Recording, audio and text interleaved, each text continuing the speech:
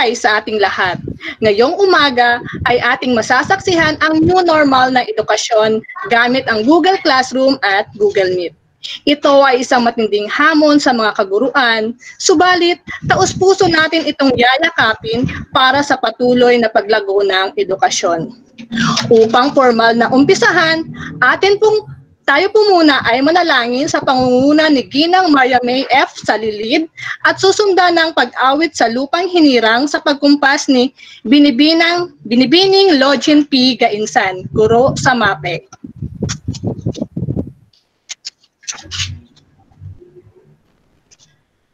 Ma'am May. Tayo po'y manalangin. Dakila naming Amang nasa langit, pinupuri at pinasasalamatan ka namin, Panginoon, sa araw-araw na proteksyon at pag-iingat na ipinagkakaloob mo sa amin. Kay buti mo, Panginoon, na sa kabila ng aming mga pagkukulang, pagkakamali, ay nakaabang pa rin po kayo upang kami kaawaan at kahabagan. Sa nararanasan naming hirap gawa ng pandemya sa ngayon, nawa po ay magsilbi itong aral sa aming lahat. Panginoon, hinihingi ko po ang inyong presensya sa mga sandaling ito. Gagabayan niyo po ang gurong magpapakitang turo ngayong umaga, 10 ng kanyang mga mag-aaral na maipakita at mailahad sa madla ng mahusay, maayos at magaan paggamit ng Google Classroom at Google Meet sa pagtuturo. Nawa po ay dumaloy ang malakas na koneksyon ng internet mula sa simula hanggang sa pagtatapos ng palatuntunang ito. Maraming salamat, Panginoon. Ito po ang samot dalangin namin sa pangalan ni Jesus. Amen.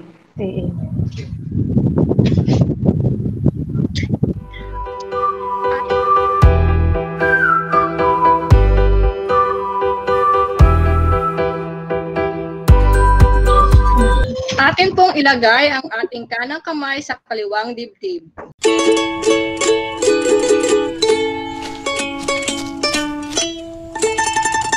Hiraya!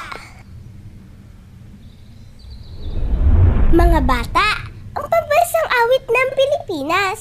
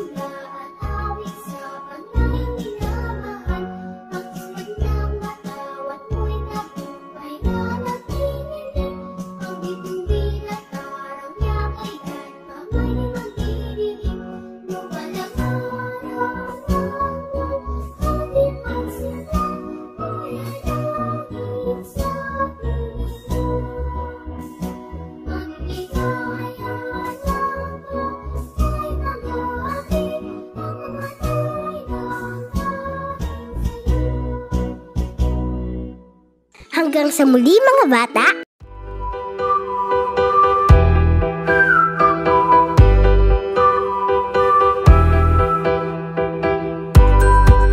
Magandang umaga sa inyong lahat, fellow teachers. At ako ay natutuwa sa inyong initiative upang patuloy ang ating pagkatuto sa pamamagitan ng online learning. At thank you very much sa ating demonstration teacher ngayong umaga, Mama Josepa Magluyan. At ako po ay nangangarap na sana ay hindi lamang si Ma'am Josepa, kundi ang lahat ay maka-experience ng pagtuturo sa pamamagitan ng online platform bago dumating ang October 5. No po. Kahit kayo-kayo lang po, okay na yun. Basta ang mahalaga ay ma-experience ninyo kung paano ba ang new environment ng ating classroom. At ngayon po ay magpapakitang turo sa atin, dalawa ang kanyang concentration. Una, sapagkat siya ay empty, kaya mahalaga rin ay consider natin ang content ng kanyang pakitang turo. At gayon din kung paano ang paggamit ng ating Google Meet na ito. At sa ating sa ating mga ICT teachers. Ang aking pong naisip, ito matagal ko nang naisip, sa ating susunod na mga webinar, Sir Ariel, sa lahat ng ating ICT, pag-aralan din natin, ituro sa ating mga teachers kung papaano ang troubleshooting tulad ng nararanasan natin ngayon. No po? Baka mamaya sa lesson natin, actual na, 20 minutes lang ang allowed sa atin. Pagkatapos nagkaroon ng problema tulad ng ganitong mga karanasan natin, hindi maiiwasan yan. Sana ay alam din ng ating mga teachers kung paano masosolve. Ang kaharap natin ay mga bata na po. Ngayon, baka naubos yung ating 20 minutes ay hindi na tayo nakapagturo. Kaya turuan din po natin mga ICT yung ating mga teachers kung paano yung ating troubleshooting katulad ng ating mga nararanasan. At siyempre, binabati ko rin ang lahat ng ating mga mag-aaral na kasama natin ngayong araw na ito. Kayo po ay mga anak. Thank you very much sa inyong participation. Thank you very much sa mga parents na nanonood ngayong araw na ito. At sa lahat ng ating teachers at MTs na nagtulong-tulong para ito ay maging maisakatuparan. Maraming salamat po sa inyong lahat. Nawa ay patuloy tayong matuto. Tanggapin natin ang bagong hamon ng ating new environment, new scheme of teaching and learning. At lahat naman po ay may tablet na at ang ating mga mag-aaral, ang lahat naman po tayong mga teachers ay meron ng laptop.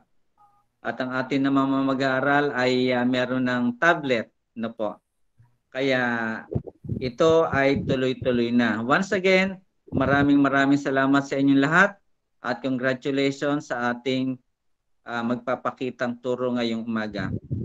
Maraming salamat po at magandang umaga. Thank you po, Sir Budoy. Salamat po, Sir.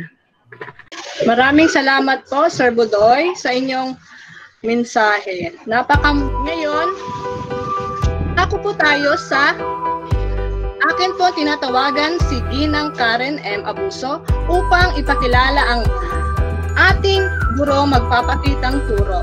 Ma'am Karen. Okay, ma'am. Thank you po. Isang mapagpalang umaga sa lahat. Ako'y naatasang ipakilala ang gurong magpapakitang turo sa araw na ito.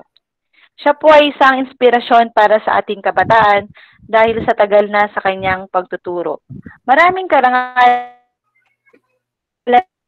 ng kanyang sa patimpang sa kanyang nasalihan na naging pride na sa kanya ang katangian ng isang magaling na guro.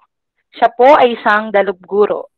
Alam kong kilala nyo itong guro dahil siya ay maganda at sexy. Hindi ko na pahahabain. Malugod ko pong pinapakilala sa inyo ang ating gurong magpapakitang turo sa araw na ito ay walang iba kundi si Ginang Josefa B. Magluyan. Lakjo. Okay. Magandang umaga mga kasama kong guro, mga kapwa ko MP. Magandang umaga sa inyo. Ngayong umaga, nais kong ipakilala sa inyo ang makakasama ko sa pakitang turong ito. Walang iba kundi ang aking mga mag-aaral mula sa grade 6 Admirable. Okay, mga bata, buksan ang microphone.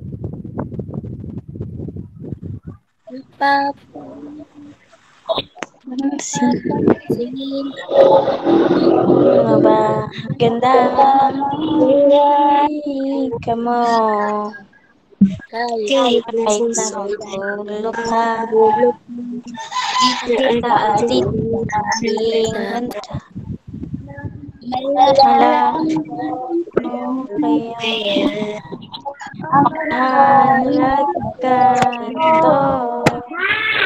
hindi paling mabuti na Tayo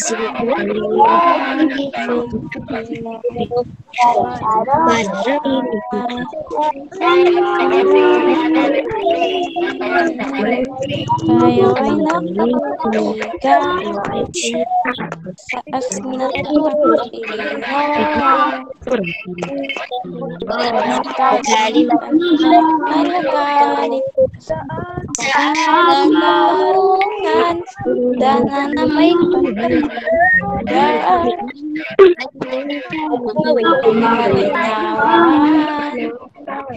asing nagpapalubra, nagbubuklod sa ating damdamin, Pilipino.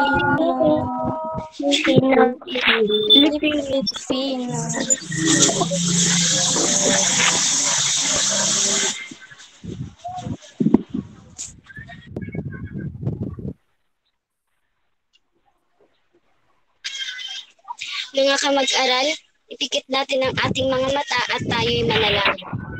Panginoon, maraming salamat po sa araw na ito na binigay niyo sa amin. Panginoon, gabayan niyo po kami simula sa umpisa hanggang sa pagtapos ng aming aralin. Panginoon, maraming salamat po sa inyo pong papuri, pagsamba at pasasalamat. Sa ngalan po ng inyong anak mo si Jesus. Amen.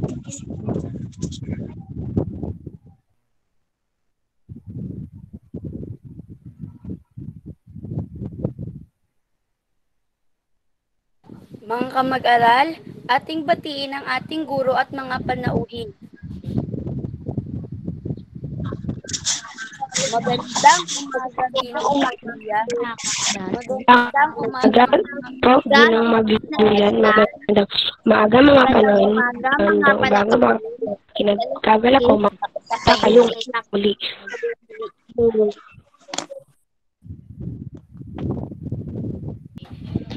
Ang bilang ng mga mag-aaral na pumasok ngayon ay 4 na lalaki at 13 babae at ang kabuuan ay 17.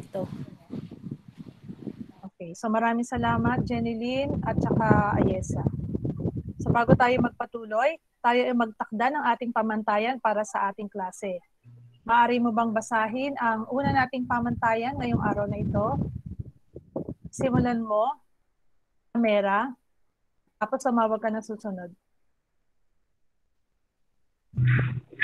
Buksan lamang ang mikropono ako nagsasalita.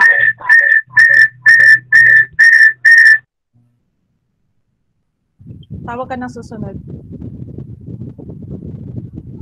Ikaw naman ang sumunod, Ayesa. Manatilihing nakabukas ang camera. Ikaw naman ang sumunod, Benedict.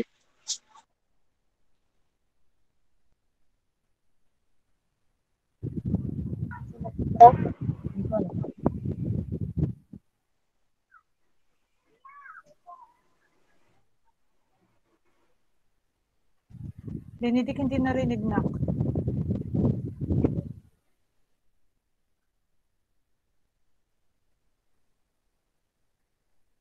Narinig niyo ba si Benedict mga bata kanina? Hindi po, ma'am. Hindi po, ma'am. Taas ng kamay. Hindi po, ma'am. Ulitin mo, Benedict. Basahin mo ulit, nak. Magtaas ng kamay kung magtatanong o may nais sabihin. Tawag ka ng susunod.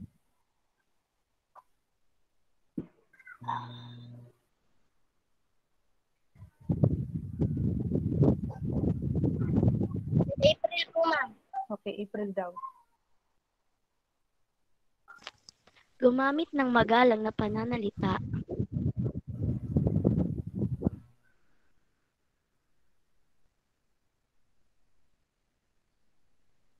Tawag ka ng susunod, April, para sa huling bilang. Sumunod, Denise.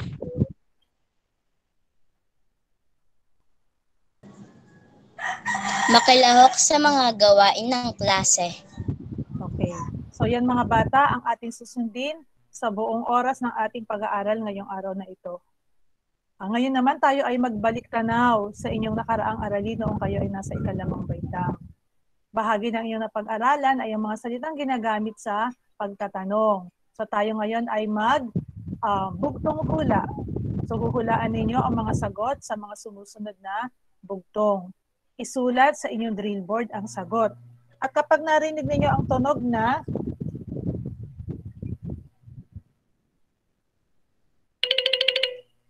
so kapag narinig ninyo yan, ibig sabihin ay tapos na ang oras at itataas na ninyo o ipapakita na ninyo ang inyong sagot. Lahat ba narinig yung tunog? Opo, ma'am. Opo, ma'am. So, hindi ko na ipi-play yung timer.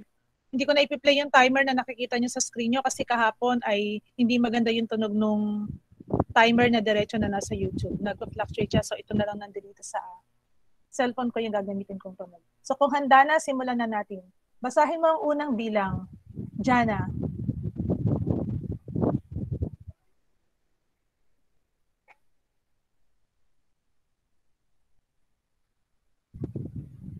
Jana, basahin mo anak.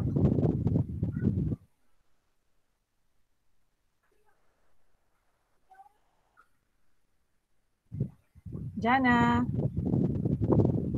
Okay, sige. Para hindi tayo kumain ng oras, siguro si Mamagluya na lang ang babasa ng bawat tanong. Okay, unang bilang, lugar na hanap mo, ito ang tanong ko. Okay, go.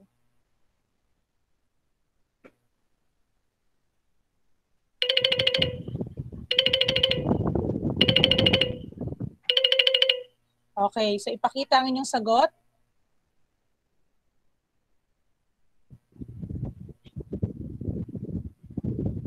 Yung iba kung hindi naka-ready yung kanilang mga drill board, pwede rin sumagot sa chat box. Okay, so halos karamihan ay sumagot ng saan. Tingnan natin kung tama ang inyong sagot.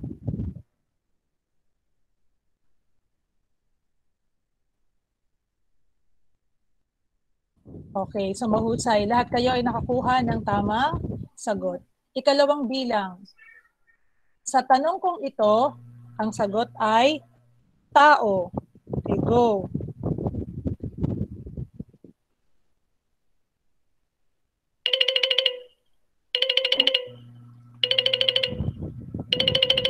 Okay, so ipakita ang inyong mga sagot. Ang tanong ay tao. So may sumagot ng paano. Karamihan ay sumagot ng sino. Tingnan natin kung tama ang inyong sagot. Okay, so mahusay. Isa lamang ang nakita kong nagkamali. Okay, so para sa ikatlong bilang, paraan ng paggawa ang sagot sa tanong ko. Okay, go.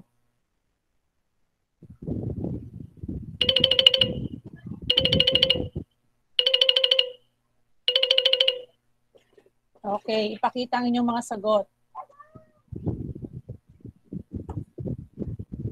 May nakita akong sumagot ng saan. Karamihan ay sumagot ng paano. Tingnan natin kung tama ang sagot ng mga sumagot ng paano. Okay, so mahusay. Tama ang inyong sagot. Paano? Para sa ikaapat na bilang, dahilan upang malaman ang tanong ay ano. Okay, go.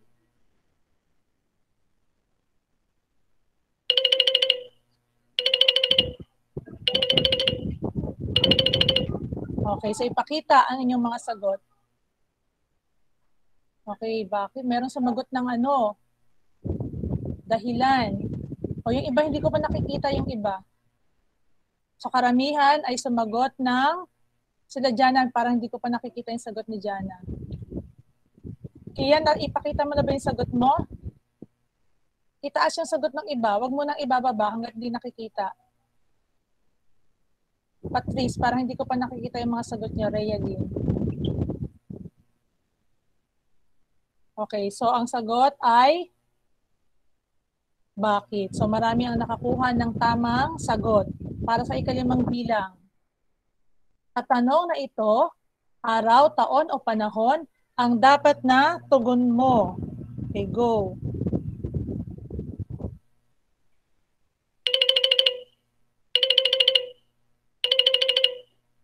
Okay, itaas ang mga sagot. Okay, marami ang sumagot ng kailan. So halos lahat ay kailan ang sagot. Tingnan natin kung tama. Okay, so mahusay. Ang tamang sagot ay kailan. Para sa huling bilang, tugon mo'y bagay o hayop kung tanong ko'y ito. Okay, go.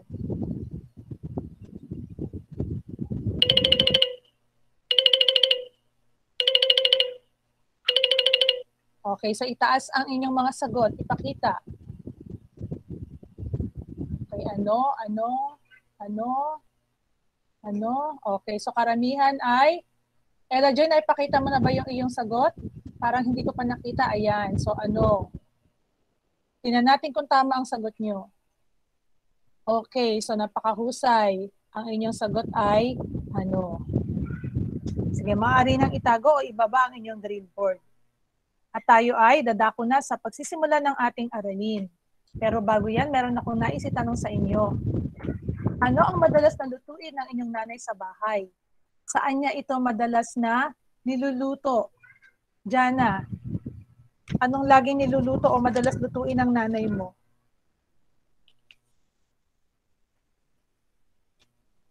Jana, nandiyan ka ba anak?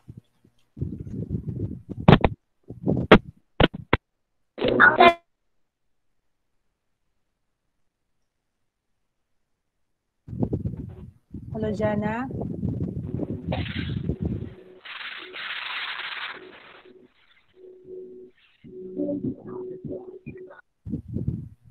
Nak, hindi marinig, nak. Nakasara yung microphone mo, nak.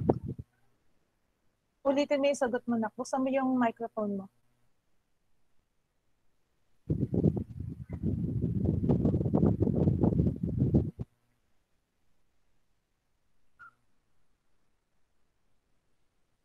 Sige, siguro si Jeneline muna. Jeneline, ano ang madalas na niluluto ng nanay mo? Saan niya ito madalas na niluluto? Isda po, ma'am. Niluluto niya po sa kawali. Anong luto sa isda? Prito, sinigang, bisabaw? Prito po, ma'am. Oh, okay, prito. Masarap din yan. Ikaw naman, Daniela. Sige, nagtataas ka ng kamay. Anong madalas lutuin ng nanay mo?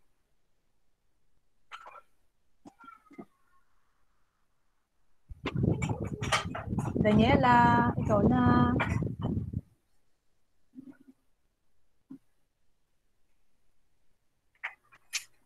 Sige, mamaya siguro si Daniela. Nazarea. Sa ano po? Tinola. Okay. Pag sumasagot tayo mga anak, buuhin natin ha. Madalas pong niluluto ng nanay ko. Ganun. Ulitin mo na sa Rhea. Ang madalas lutuin ng aking nanay ay tinola. Gamit ang kaserola. Wow, masarap na tinola. Isa pa, Rebani.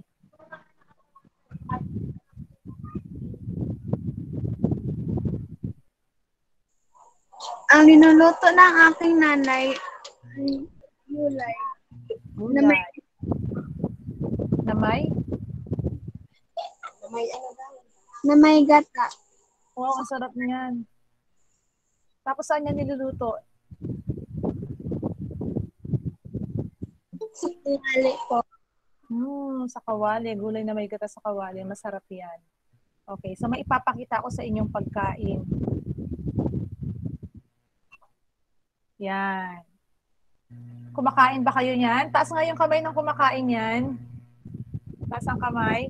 Wow, ang dami kumakain. Sarap niyan, di ba? Anong tawag sa ganyang pagkain? Alam mo ba kung anong pagkain yan, April Joy? Lugaw, ma'am. Lugaw, masarap yan. Kailan nagluluto ng ganyan o ng lugaw ang nanay mo? Kian. Sana makasagot na si Kian kasi kanina parang ano yung kanyang luto. Kailan nagluluto ng ganyang pagkain ng nanay mo?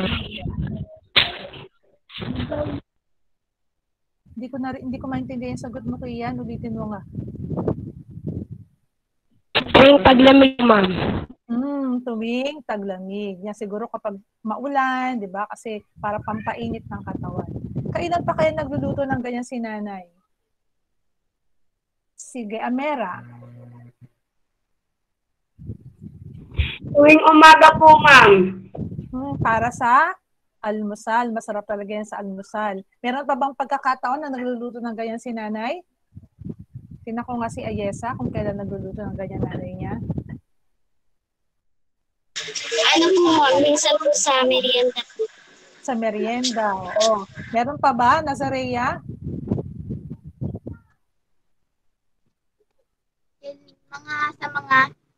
Mga sakit po. Oo, tama. Kapag meron may sakit sa bahay, nagluluto ng ganyang pagkain si nanay para makakain yung ating may sakit. Alam niyo ba mga bata, maliban sa kaserola, sa kawali, may iba pang ginagamit sa pagluluto ang ating mga nanay, lalong-lalo na noon nung wala pang mga kaldero at sa mga probinsya. Yan. Diyan niluluto ng nanay ang masarap na lugaw. Sino may alam ko ng tawag dyan? Norman, alam mo ba kung ano yung nasa larawan? Yes, Norman, alam mo ba yan?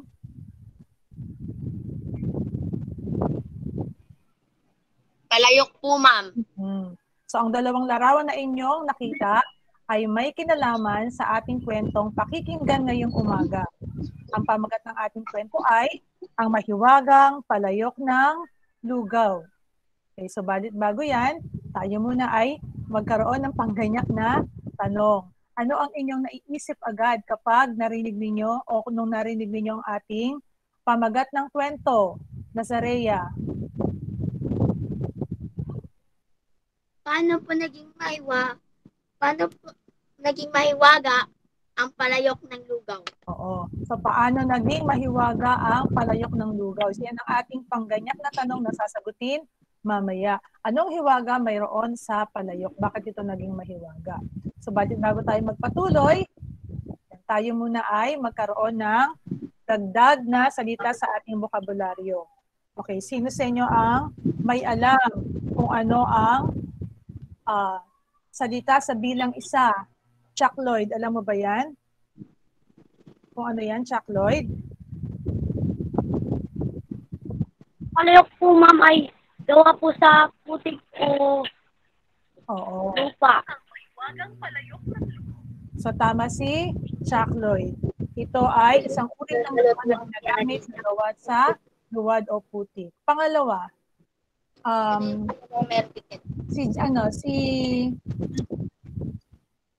si Benedict ba nandito na? Daniela, sige, Daniela. Daniela, ano ang lugaw? Ang nalutong bigas na may maraming sabaw. Okay, so ito ay isang uri ng luto sa bigas na may maraming sabaw. Tapos pwede rin dahukan ng mga, kunyari, manok para mas lalo siyang sumarap.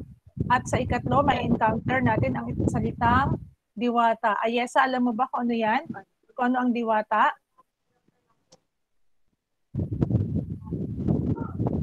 Ano po, ma'am, isang magandang diwata. Ano siya, ma'am, makapangyarihan po. Okay. Sa ano pa? Sino pang may alam po? Jenny Lynn, ano ang diwata? Ang diwata po, ma'am, ay isang bathala o diyosa.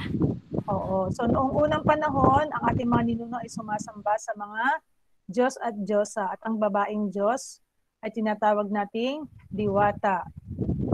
Okay, bago natin tuloy ang pakinggan ng kwento, tayo ay magtakda ng pamantayan sa ating pakikinig.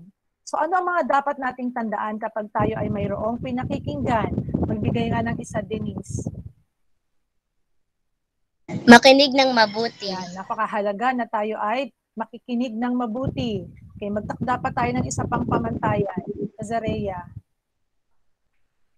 Nasaan si Nazaria? Nandiyan na ba? Pamantayan sa pakikinig, unawain ng mabuti. Okay, so isa pang ating magiging pamantayan ay unawain ng mabuti ang pinakikinggan. So handa na ba kayong makinig sa ating kwento? Kung handa na, ipakita nga ang masayang mukha. Gusto ko makita yung mga masasayang mukha nyo.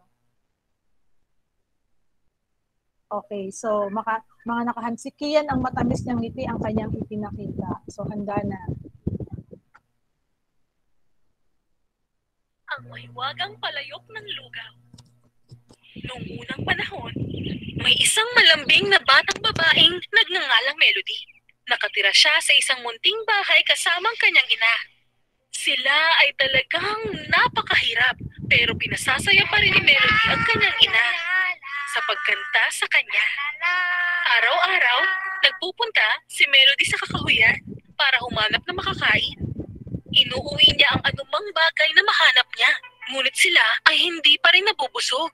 Isang araw, dala ng kalungkutan sa kahirapan, umalis si Melody ng bahay at nagpuntang kakahuyan para maghanap ng makakain.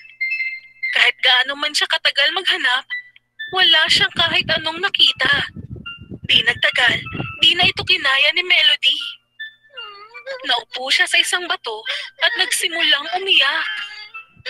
Habang umiiyak, gamit ang kanyang napakagandang tinig, kumanta siya ng malungkot na kanta. Nang marinig ang kanyang tinig, isang diwata ng kagubatan ang nagpakita sa kanyang harapan at nagsabing, "Anong nangyari, aking anak? Bakit ka umiiyak? At anong ginagawa mo mag-isa sa kakahuyan?" Narito ako para maghanap ng makakain para sa akin at ng aking ina. Mahirap lang po kami at talagang gutom na. Sabi ni Melody na bakas ang lungkot sa mukha. "Huwag kang mag-alala," sabi ng diwata. At gamit ang kanyang mahiwagang baston, ang maliit na bato ay ginawa niyang isang malaking mahiwagang palayok. Namangha si Melody nang makita ang mahika. "Dalhin mo ang palayok na ito at hindi na muling magugutom ang iyong pamilya." Mawalang galang na po. Pero ano pong silbi ng palayok na walang laman kung walang pagkaing lulutuin? Sinabi ni Melody na malungkot ang boses. Kaya naman sumagot ang diwata, "Ito ay isang mahiwagang palayok. Kapag gusto mo ng anumang makakain, sabihin mo, magluto, palayok, magluto. At pag handa na, sabihin mo, tigil, palayok, tigil." Si Melody ay namangha sa regalong natanggap mula sa diwata. At nang may buong paggalang, tinanong niya ang diwata, "Oh, aking mahal na inang diwata, kulang ang mga salita para pasalamatan kayo. Pakiusap, sabihin mo kung ano magagawa ko para sa inyo bilang kapalit." "Hindi ako humihingi ng kahit anumang kapalit. Pero kung gusto mo, maaari mo kong awitan ng magandang kanta araw-araw." Bago pa man makapagtanong muli si Melody, nawala ang diwata ng kagubatan. Pagka-uwi ni Melody sa tahanan niya na walang dala kundi palayok na walang laman, ang kanyang ina ay talagang nalungkot at nagsabing, "Anong silbi ng palayok kung wala naman tayong niluluto dito?" Inangat ni Melody ang palayok sa lamesa at kanyang sinabi, "Magluto, palayok, magluto!" Walang nangyari. Nag-alala si Melody. Pero biglang nagsimulang umalog ang palayok at sumutsot. Umangat ang usok at biglang bumula ng pinakamalapot na lugaw na nakita nila. Naintindihan na ng ina ni Melody na mahiwaga ang palayok. Sa kanyang sobrang gutom, hindi na niya napigilan ang sarili sa lugaw at tumikim gamit ang daliri niya. Talagang masyado siyang sarap na sarap sa lasa ng lugaw, sa puntong hindi na niya narinig ang sumunod na utos ni Melody. "Tigil, palayok, tigil!" Kumain sila ng kumain hanggang sa maubos ang laman ng palayok at sila ay mabusog. Masayang hinimas ng ina ni Melody ang kanyang tiyan. At naisip ni Melody, Oras na para umalis ako at umawit ng kanta para sa diwata ng gubat." Kaya umalis siya ng bahay at muling nagpunta ng kakahuyan. Dito sa bahay, napakasaya ng kanyang ina dahil hindi na siya muling mag-aalala tungkol sa pagkain. Kinolekta niya ang mga luma niyang palayok na ginagamit niya dati at tinapon ng mga ito para mabigyan ng pwesto ang bagong palayok. Pinakintab niya at tinapik ang bagong palayok. Siya ay naggutom muli sa lahat ng kanyang mga ginawa. "Magluto, palayok, magluto!" Kanyang iniutos. At ayun na nga, mula sa loob ng palayok, maraming masarap na lugaw ang lumabas. Hindi na nag-abalang kumuha ng lalagyan direkta siyang kumain sa palayok. Ang sarap!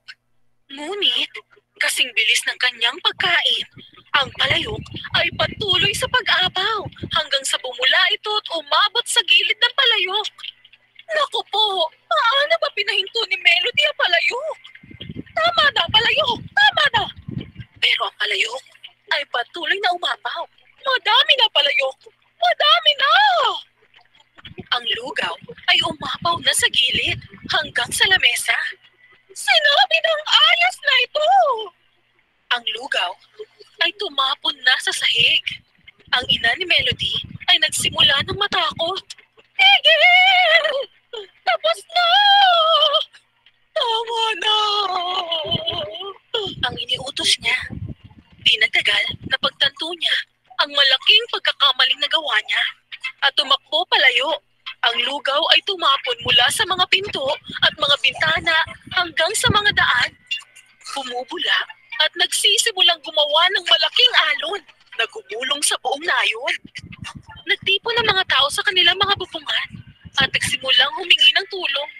Narinig ni Melody ang paghingi ng saklolo ng mga taga-nayon. Agad siyang tumakbo sa kakahuyan patungo sa nayon.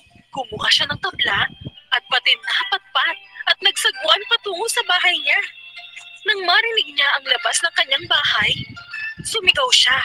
Tigil! Palayok! Tigil! At iyon, mismo ang ginawa ng palayok. Nang huminto na ang paggulo, nakita ni Melody na ang lahat ng mga taga-nayon ay may inaabot sa ibaba at sumasalok ng malapot na lugaw sa kanilang bibig. Ang buong nayon ay nasarapan sa lugaw. Sila ay kumain ng kumain sa buong taglamig. At wala nang sino man sa nayon na nagutom, magpakailan paman. Wakas. Okay, mga bata, nagustuhan niyo ba ang ating kwento? Thumbs up nga kung nagustuhan ng kwento. Okay, so napakaganda ng ating kwento ngayong umaga. Ngayon, handa na kayo para sagutin ang ating pangganyak na tanong. Paano naging mahiwaga ang palayok? Sige, si Ella Joy nagtataas ng kamay. Ella Joy, paano naging mahiwaga ang palayok ng lugaw? Naging mahiwaga ang palayok ng lugaw dahil kahit walang kang nilalagay na iluluto, kusa tong magluluto. Oo, tama, no? Magic, no? Oo, para meron palang gano'n, no? Magic palayok, kahit wala kang ilagay, ito ay makakapagluto. So, yun ang hiwagang mayroon ang palayok ni Melody. Okay. Sagutin naman natin ang iba pang mga tanong.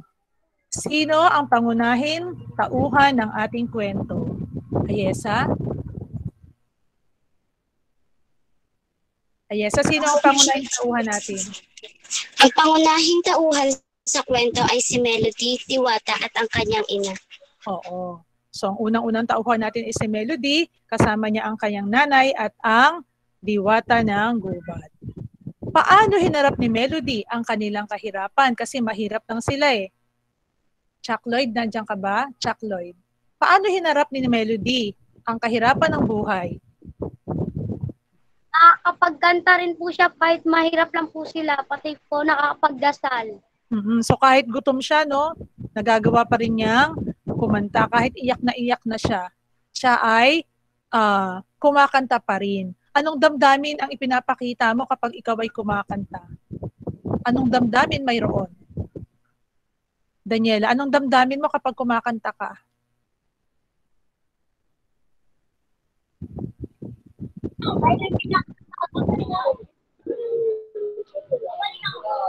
Anong nararamdaman mo, Daniela, kapag ikaw ay kumakanta?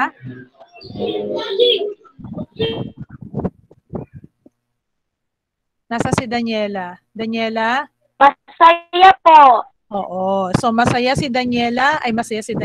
Masaya si Melody kahit na siya ay mahirap at nakakaranas ng gutom. So, sa atin, no, marami sa atin mahirap lang.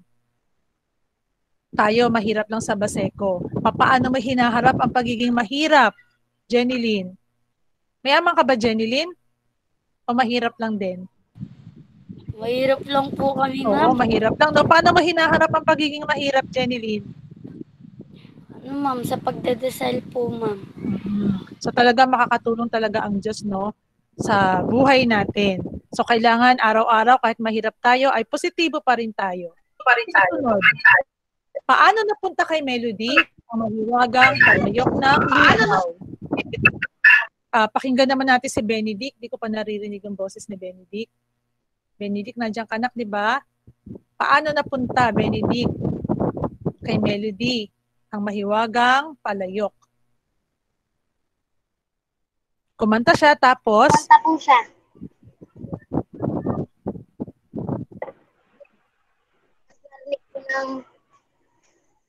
Narinig ng?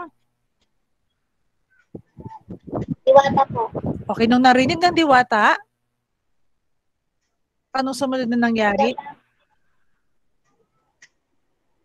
Gandaan po yung diwata sa... Yan po siya ng... Oo. Meron bang gusto pang sumagot ng mas... ng tuloy-tuloy? Tama naman yung sagot ni Benedict, kaya lang installment yung sagot niya.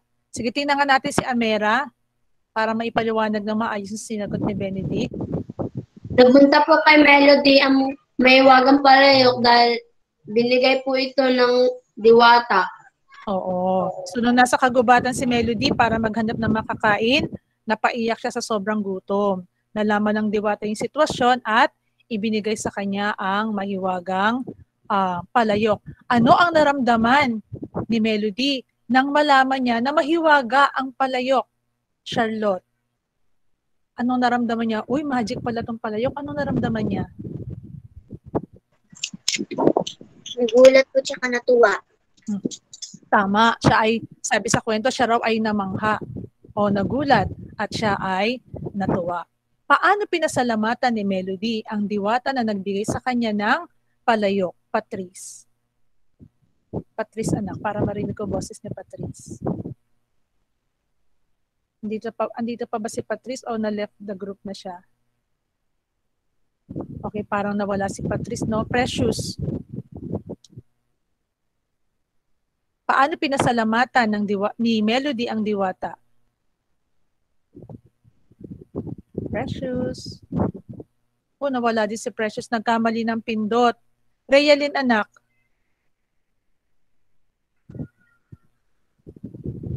Pinasalamatan ni Melody ang diwata gamit ang kanyang magandang tinig.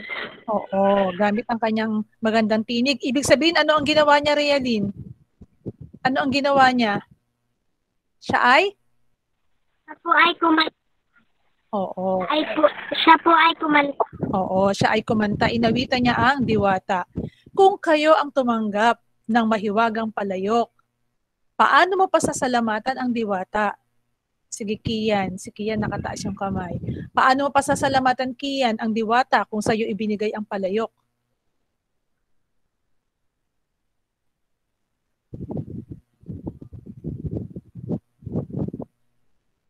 Pangangalagaan ko po ang kagubatan.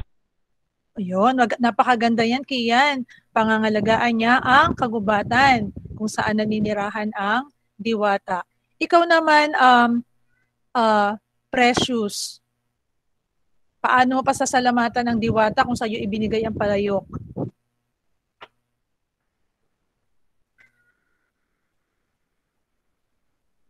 Precious? Na-left the meeting si Precious. Norman, paano mo pasasalamatan ang diwata kung sa'yo niya ibinigay ang palayok?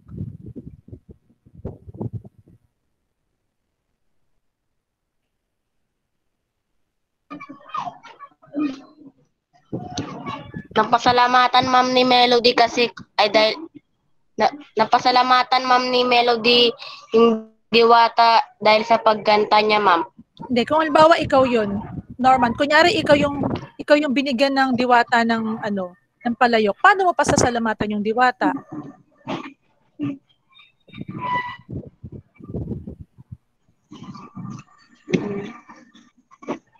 Kunyari, Norman, sabi sa'yo ng diwata, Norman, sa'yo na tong palayok. Paano mo siya pasasalamatan, Norman? Anong gagawin mo? Pwede ko siya, ma'am. Pwede mo siya?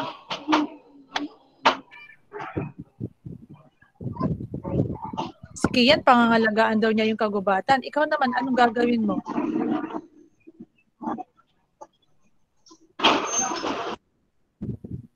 O hindi pa makaisip si Norman. Tingnan nga natin si Rebany. Rebany, paano mo pasasalamatan yung diwata kung sa'yo binigay yung palayok?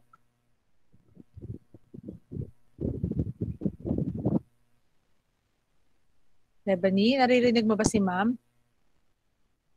O kunyari sabi ng diwata, Rebany, sa'yo na itong palayok para hindi ka magutom. Paano mo pasasalamatan ng diwata? Ano ang gagawin mo? Lagi ko po siyang tutugtugan ng magandang Wow, ibig sabihin si Rebany ay magaling tumugtog. Okay, susunod. Pagdating sa bahay, nagka-problema ang nanay ni Melody. Hindi niya mapatigil ang palayok sa pagluluto. Bakit hindi mapatigil ng nanay ni Melody ang palayok? Sige, Nazaria. Dahil po hindi napatigil ng nanay ni Melody paano patigilin ang palayok dahil po hindi niya po narinig ito dahil sabik po siyang kumain. Kaya hindi po niya narinig kung paano patigilin ang palayok. Oo, hindi narinig. Paano daw ba patitigilin ang palayok, Ayesa? Paano dapat patigilin yung palayok? Ano po ma'am, sinasabi po ni Melody ma'am na tigil, palayok, tigil. So dapat sasabihin ay tigil, palayok, tigil. Okay. Ano ang mensahe na nakapaloob sa kwento? Sino pa bang hindi ko naririnig ang boses dito? Si Benedict ba nandirito pa? O na-left the group na? Na-left the meeting na? Hana, si Hana hindi ko pa naririnig. Hana, ano ang mensahe na mayroon ng ating kwento? Hana, anak, nandiyan ka ba, nak? Hana. Opo. O, sige, Hana. Ano ang mensahe ng kwento? Ang mensahe ng kwento ay dapat nakikinig sa nagsasalita bago kumain. Oo, dapat tayo ay marunong makinig.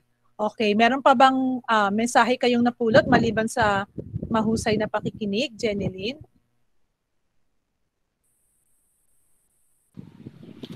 Ang natutunan ko po sa kwento na huwag pong kakalimutan magdasal. Dapat lagi po tayo nagdadasal. Tama. Okay, meron pang gustong idagdag? Sige, Amera. Huwag po tayo makailam ng hindi po sa atin. Oo. So, dapat ay hindi tayo nakikialam ng mga hindi sa atin. Napakahusay ninyo. Lahat ng tanong ni Ma'am Magluyan ay nasagot ninyo. Papaano ninyo nasagot ang mga itinanong ni Ma'am Magluyan tungkol sa kwento? Rayalyn, ano ang ginawa mo? Bakit nasagot mo halos? Nasagot ninyo halos lahat ang mga tinanong ni Ma'am Magluyan.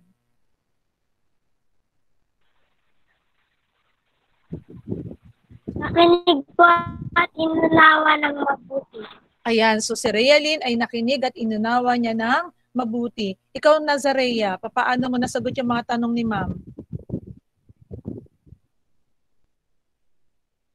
Dahil po nakinig po ako ng mabuti. Okay, nakinig ng mabuti. At ano pa ang iyong ginawa? Kaya ka nakasagot? Rebany?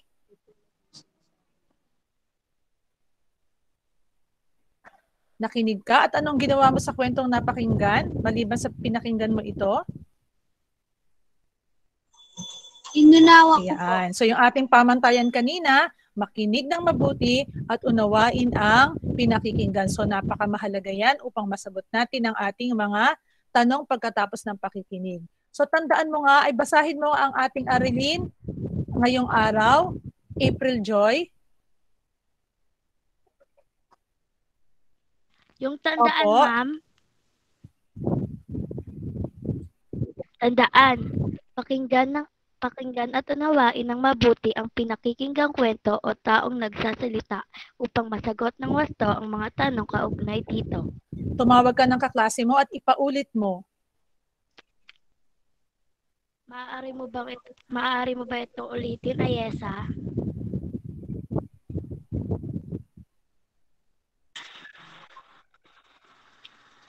Tandaan, pakinggan at unawain ng mabuti ang pinakikinggang kwento o tanong o taong nagsasalita upang masagot ng wasto ang mga tanong kaugnay dito. Isa pa, Ayesa, paulit mo sa isang mo pang kaklase.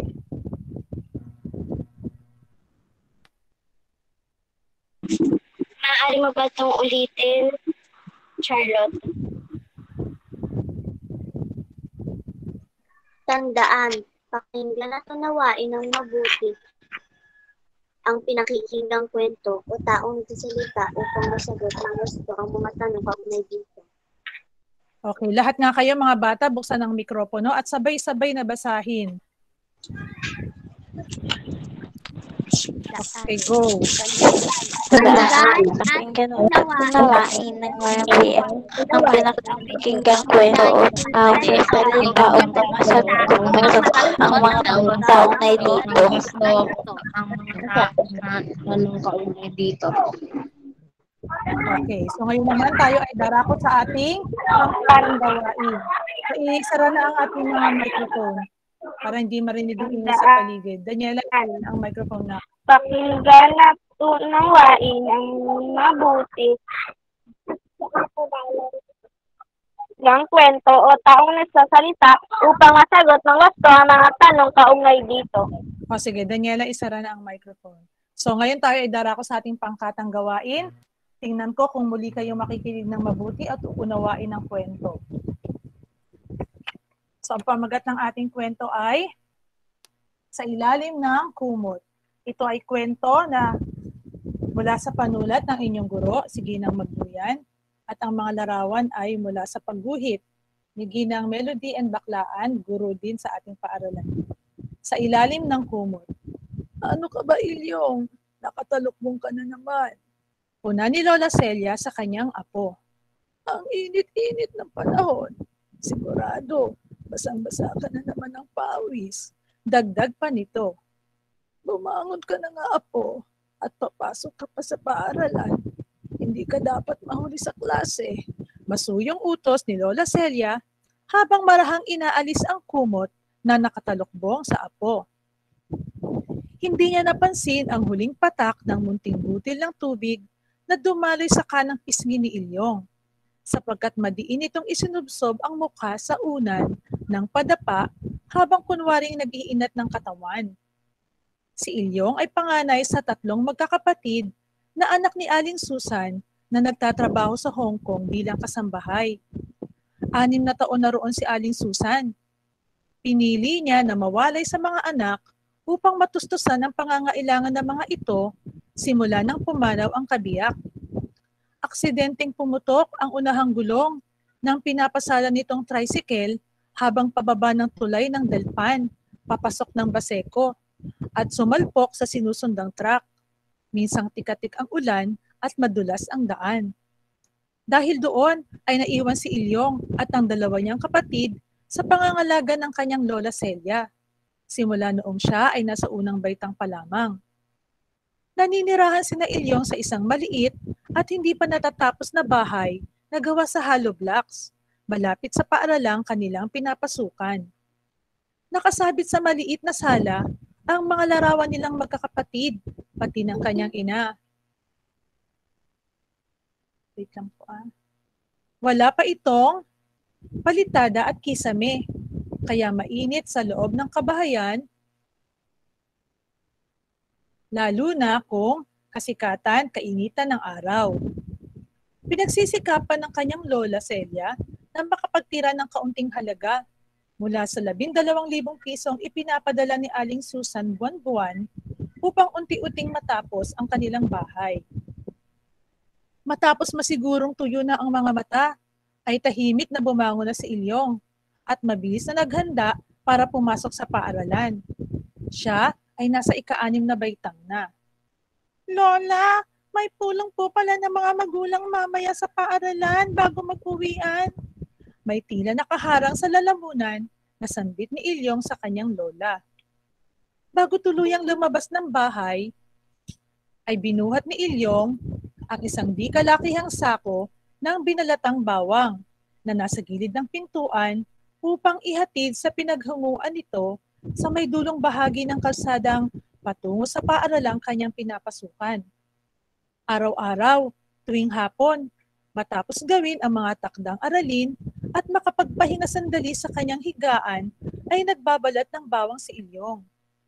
Ipinahahatid naman ng may-ari sa kanilang bahay ang isang sako ng babalatang bawang tuwing 8 ng umaga at ibinababad na sa tubig ng kanyang lola sa isang malaking itim na palanggana upang lumambot ang balat at madali ng balatan sa hapon. Lola, aalis na po ako. Ihahatid ko na rin po muna itong mga binalatang bawang. Paalam ni Ilyong. Nako, salamat apo. Mamaya, maaga kong igagayak ang mga kapatid mo sa pagpasok sa kanilang klase para makadalo ako sa pulong ng mga magulang. Pagtitiyak ng kanyang lola. Ilyong, ang aga mo ha! Bati ni Aling Maring na siyang pinaghahanguan ni Ilyong ng mga binabalatang bawang. Opo, papasok pa po kasi ako sa paaralan. Inihatid ko lang po muna itong mga binalatang bawang. Ang magalang na tugon ni Ilyong. Natapos mo kaagad balatan ng isang sako? Kahapon ko lang ipinahatid yan sa inyo ah. Gulat na wika ni Aling Maring. Alam mo Ilyong, hangang-hanga talaga ako sa iyo. Napakasipag at napakabait mo. Ang swerte-swerte sa iyo ng nanay mo. Sabay abot ng 50 pisong papel na bayad sa mga binalatang bawang. Sana ay katulad mo ang lahat ng bata dito sa atin. Dagdag pa nito. Tahimik lamang na yumuko si Ilyong at lumakad na papasok sa paaralan habang ibinubulsa ang perang ibinayad ni Aling Maring. Mula sa perang pinagbalatan ng bawang ay doon na kinukuha ni Ilyong ang kanyang baon, pati na rin ang sa kanyang mga kapatid. Samantala, sa pulong ng mga magulang ay nabatid ni Lola Celia na nakamit ni Ilyong ang pinakamataas na karangalan. Tatanggap siya ng gintong medalya sa nalalapit na pagtatapos. Siya rin ang batang mag-aaral na nagbibigay ng talumpati. Nang hapong iyon, matapos gawin ang kanyang mga takdang aralin, ay nagtungo si Ilyong sa kanyang munting papag na nasasapinan ng luma at manipis na kutsyon upang magpahinga sandali bago magbalat ng bawang. Marahan niyang kinuha sa tabi ng kanyang unan na napupundahan ng bughaw, ang guhit-guhit at bughaw ding kumot, at itinalukbong sa kanyang buong katawan habang patagilid na nakahiga paharap sa di pa napapalitadahang pader. Sa ilalim ng kumot ay nagsimulang maghabi si Ilyong ng panibagong kabanata na pinapangarap ng kanyang batang puso. Ang 6 na taon ng mahalagang kabanata sa buhay ni Ilyong ay nasa ilalim ng kumot. Sa ilalim ng kumot ay masaya niyang ipinagdiriwang ang kanyang mga kaarawan, kasama ang kanyang ina.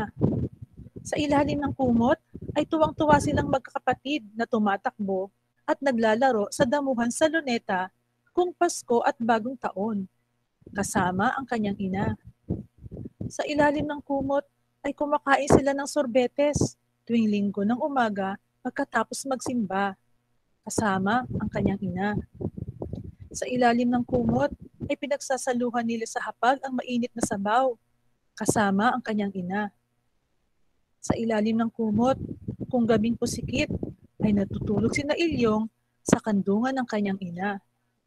At ngayon nga, sa ilalim ng kumot, ay umaakyat siya sa entablado, kasabay at hawak sa kanang kamay ang kanyang ina upang isabit sa kanyang leeg ang gintong medalya ng tagumpay. Sa ilalim ng kumot ay daman niya ang init ng mga palad ng ina at kita niya ang ngiti sa labi nito at buong-buo ang pagmamalaki nito sa kanya. Hindi na napigilan ni Ilyong ang pagyugyug ng kanyang dibdib, kasabay ng sunod-sunod na paghingos at paghikbi. Hindi na rin niya naitago kay Lola Celia nang dahan-dahan nitong alisin ang nakatalukbong na kumot, ang malakas na pagdaloy ng mainit na likido mula sa magkabilang gilid ng kanyang mga mata, pababa sa kanyang mga pisngi. Hindi na napigilan ni Ilyong na ibulalas kay Lola Celia ang 6 na taong pananabik na makasama ang ina. Hindi ka lamang matalinong bata, apo. Napakabait mo ring anak. Masikap ka at matulungin. Ipagpatuloy mo lang iyan at darating din ang panahon na makakasama mo ang iyong ina. Alo ni Lola Celia sa apo. Awang-awa siya sa apo. ngunit wala siyang magawa. Sa araw ng pagtatapos ni Ilyong ay di magkamayaw ang kanyang mga kamag-aral, mga magulang at mga guro sa pagbati sa kanya. Parang batingaw sa kanyang pandinig ang palakpakan ng mga nasa covered court ng paaralan, kung saan ginaganap ang seremonya ng pagtatapos habang umaakit siya ng entablado para magbigay ng kanyang talumpati. Subalit, mabigat ang kanyang mga paa patungo sa naghihintay na mikropono at masakit ang dibdib na nagbigay ng kanyang talumpati.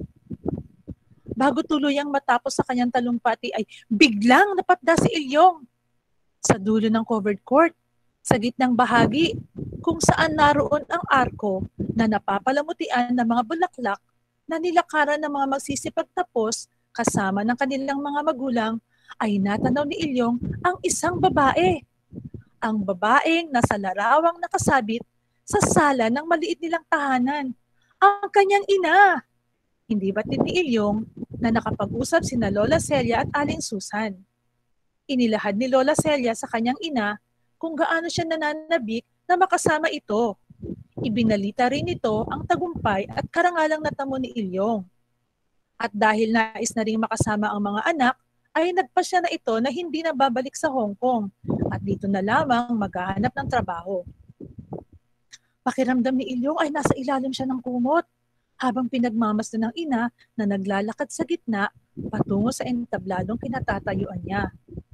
Para siyang nananaginip at nakalutang sa ulap nang isabit ng ina sa kanyang leeg ang gintong medalya. Hindi niya halos narinig ang malakas na palakpakan ng mga naroroon. Waring, nagising na lamang siya nang maramdaman ang mainit at mahigpit na yakap at halik nito. Nang gabing iyon, masaya at payapang nakahiga sa mga nakalatag na kutsyon sa sala si Ilyong. Hindi siya nakatalukbong. Nakayakap siya sa kanyang ina, katabi ng mga kapatid, habang nakangiting ikinukwento ang mga hinahabing mga bagong kabanata sa kanyang puso. Mga bata, nagustuhan niyo ba ang ating kwento? Ipakita nga ang masayang mukha kung nagustuhan niyo ang kwento ni Mama Gluyan. Wow, ang sarap ng ngiti ni Amera. Ipakita nga, gusto ko makita ang masayang mukha si Jenilyn. Ay masayang, nasa na masayang mukha mo, Jenilyn? Okay, si Chuck Lloyd, napakalaki ng kanyang masayang mukha. So, ayan, ang masasaya. Si Nazarea, tunay na ngiti ang kanyang ipinakita. Patuloy na nagustuhan ng ang kwentong napakinggan. So ngayon ay darako na tayo sa pangkatang gawain sa pamamagitan ng pagsagot sa mga tanong. At ito ay sasagutin ninyo ng papangkat. So kahapon, naibigay ko na sa inyo kung ano ang inyong mga pangkat. Binigyan ko na kayo ng assignment.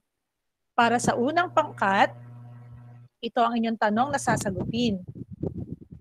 Sino si Ilyong? Anong uri siya ng bata? So sasagutin ninyo iyan sa pamamagitan ng pagguhit.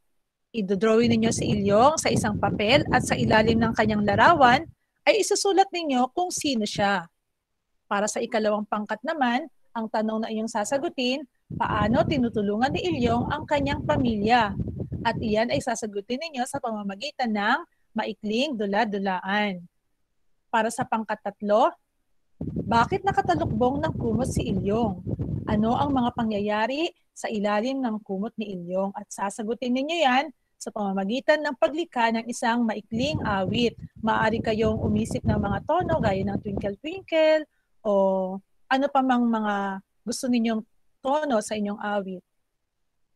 At sa ikaapat na pangkat, ang inyong tanong, ano ang ibinunga ng pagsisikap at pagtitiis ni Ilyong?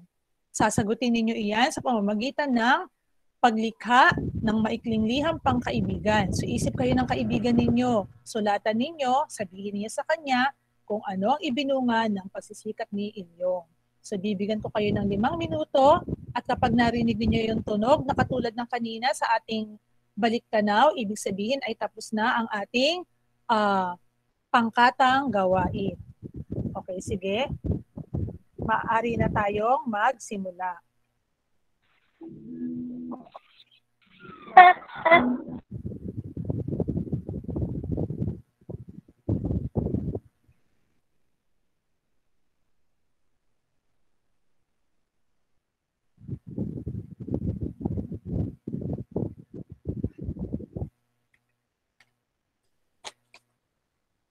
Habang kayo ay gumagawa, pagdamutan ninyo ang tinig ni Ma'am Magduyan. Kakantahan ko kayo. Ang hangad na kaunlaran dito sa bayanihan, ang tanging kasagutan, wikang Pilipino lamang.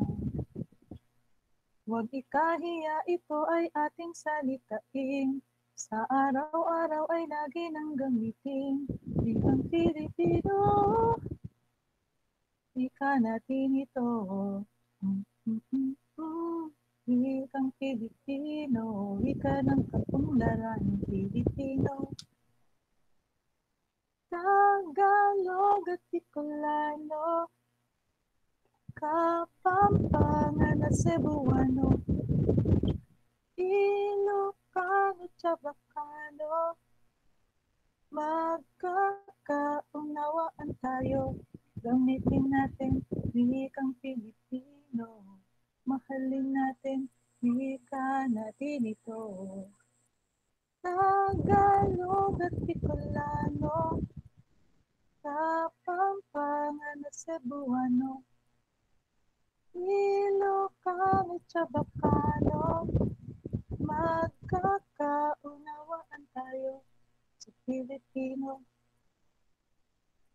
Napapansin mo ba? Ganda ng wika mo. Kahit nasang sulok ka dito sa ating bansa, malaman mo kaya ang halaga nito. Kung hindi mo aaralin mabuti asignaturang Pilipino, balang araw ay malalaman mo din. Tayo ay nakakapagchika sa asignaturang Pilipino. Huwag kalimutan ang halaga nito sa ating karunungan. Sana naman kami pakinggan at nang ikaw ay malinawan. Asignatura na magbubuklod sa ating damdamin. Pilipino, Pilipino. Ako'y isang Pinoy sa puso't diwa, Pinoy na isinilang sa ating bansa. Ako'y hindi sanay sa wika, mga banyaga. Ako'y Pinoy na mayroong sariling wika. Wikang pambansa ang gamit kong salita. Ayaw kong sinilangan, hangad kong lagi ang kalayaan. Sikat Jose Rizal, nooy nagpika, siya ay nagpangaral sa ating bansa. Ang hindi raw magmahal sa sariling wika, ay higit pa ang amoy sa mabahong pista. Wikang pambansa ang gamit kong salita. Ayaw kong sinilangan, hangad kong lagi ang kalayaan. Sigat Jose Rizal, nooy nagpika, siya ang nagpangaral sa ating bansa. Ang hindi raw magmahal sa sariling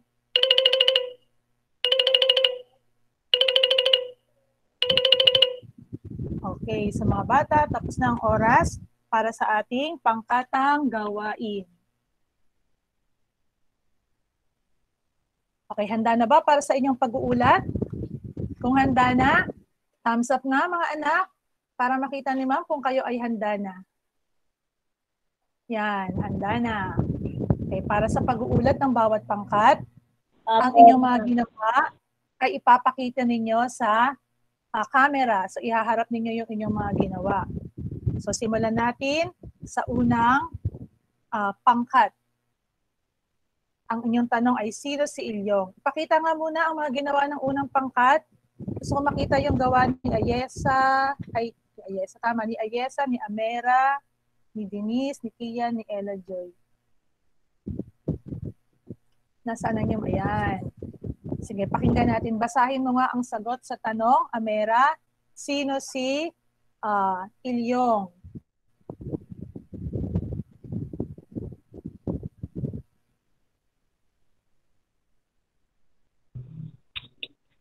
Si Ilyong ay mabait. Si Ilyong po ay mabait na bata at masipag at siya ay tumutulong sa gawaing bahay. Basahin mo nga ang iyong sagot, Ella Joy. Si Ilyong ay mabait na bata sa kanyang lola at masipag. Okay. Isa pa nga, basahin mo nga ang sagot mo, Kian.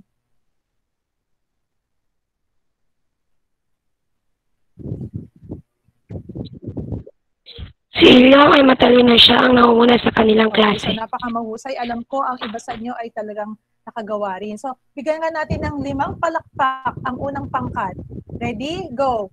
1, 2, 3, 4, 5. Okay. Ayun naman, pakinggan natin ang ginawa ng ikalawang pangkat. So, sila ay magdudula-dulaan. Sasagutin nila kung paano tinulungan ni Ilyong ang kanyang pamilya. Handa na ba ang ikalawang pangkat? Opo, Diyan ka ang leader, diba? Okay, sige. Opo, ma'am. Opo, ma'am. Opo, ma'am. Okay. Magandang umaga mga kaklase. Ang aming tula ay tungkol sa pagtulong ni Ilyong sa kanyang pamilya. Nang araw bago pumasok si Ilyong,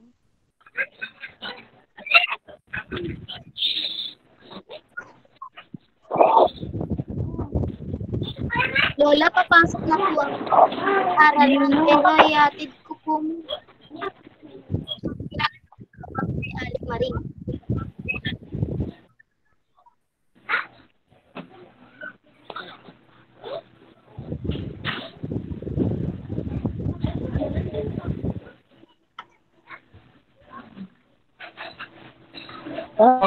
Tango naman. Tango naman.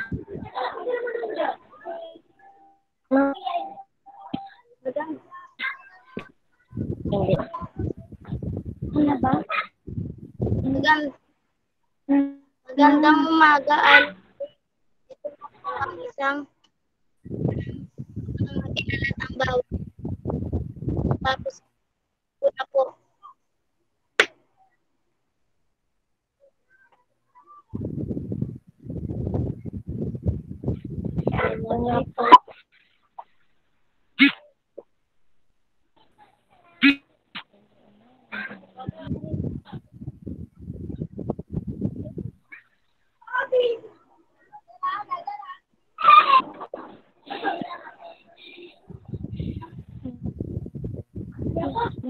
Wow, Ilyong! Hanga talaga ako sa'yo. Ang sipag at matulungin mong bata. Eto ang bayad mo.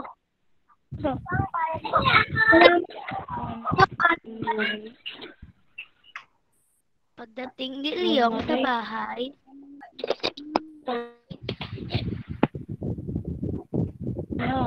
Lola, ito na po baon ng mga kapatid ko. Ito na po ang natitira mula sa ibinayad Aling Maring mula sa ng umaga.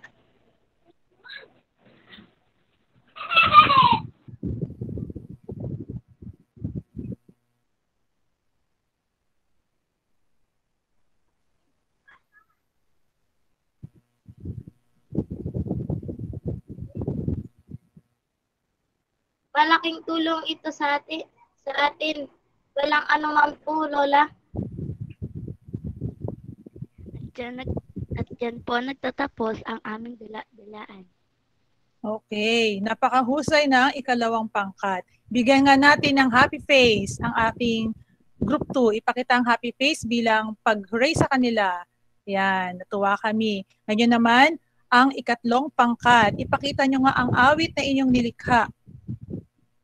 Pakita sa camera ang inyong mga ginawang awit. Ayan, si Charlotte, may ginawa na siya. Nasaan ang ginawa ng iba? Sino pa yung nasa group 2? Nasa group 3? Daniela, nasaan ang gawa mo? Pakita nga. Hindi ko makita. Nasa Rhea, napakita mo na ba yung sa'yo? Ayan, si nasa Rhea ay meron na siyang sinulat. Okay. So, basahin mo nga nasa Rhea. Ay, awitin mo pala nasa Rhea ang iyong likha. Okay po. Ready na po, ma'am? Oo, sige. Ready na. Si Ilyong ay mabait, masipag at masunurin. Parati siyang nasa kumot, iniisip ang kanyang ina. Si Ilyong ay mabait, masipag at masunurin. Noong dumating ang kanyang ina, pero siya ay tuwang-tuwa. Si Ilyong ay mabait, masipag at masunurin. Wow, ang ganda. Pakinggan naman natin ang ginawa ni Charlotte. Charlotte, meron ka rin, di ba? Awitin mo nga yan, Charlotte. Sa ilalim ng kumot, masayang pinagsaluhan, ang mainit na sabaw, nakasama ang ina. Sa ilalim ng kumot, masayang natutulog, kasama ang ina. Wow, ang ganda din ang gawa ni Charlotte. Daniela, parinig na ng awit mo.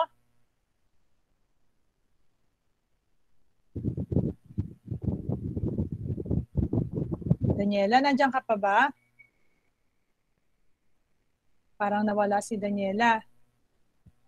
Sige, sino pa bang nakagawa? Patrice, pakinggan natin yung awit mo, Patrice.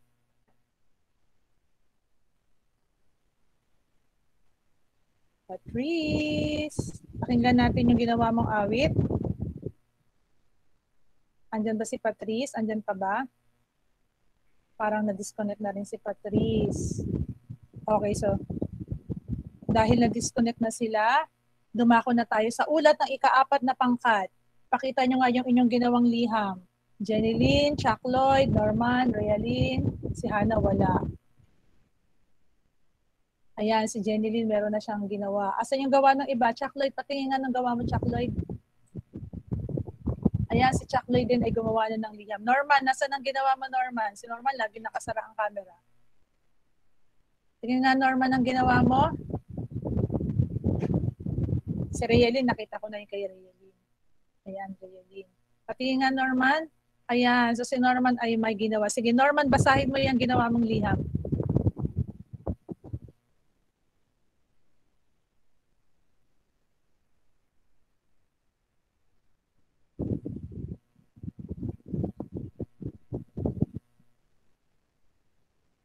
Nakbuksan mo na yung iyong microphone. Tapos basahin mo. Norman.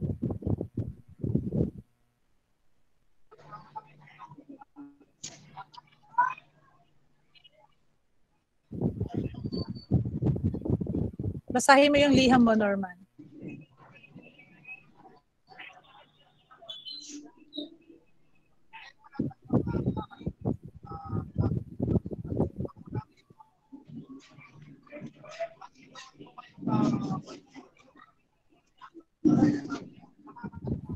Norman, basahin mo na.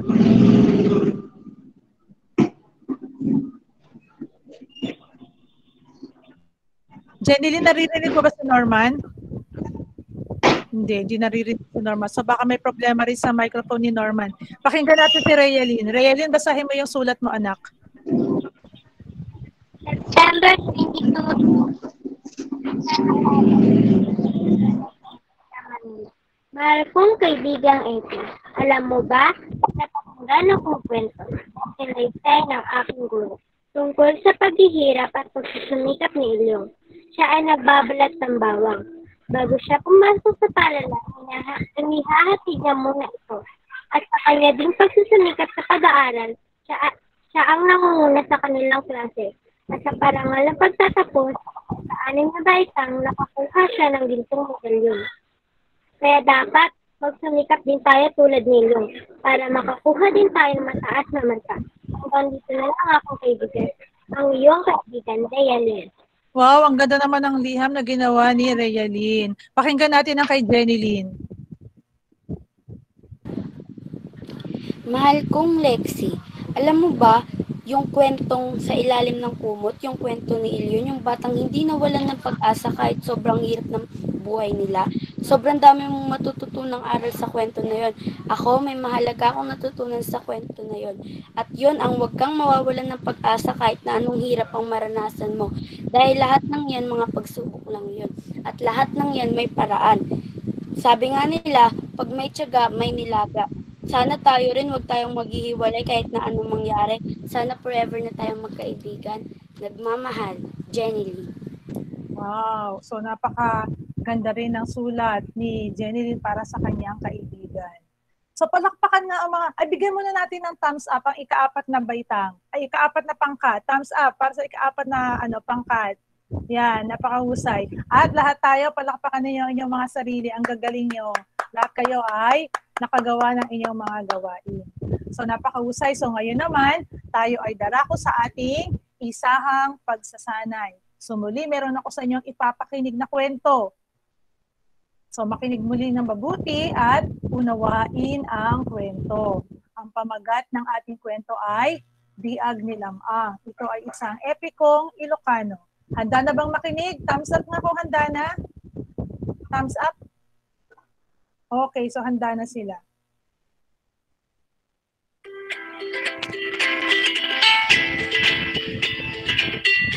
Noong unang panahon, may mag-asawang nangangalang Don Juan at Namongan.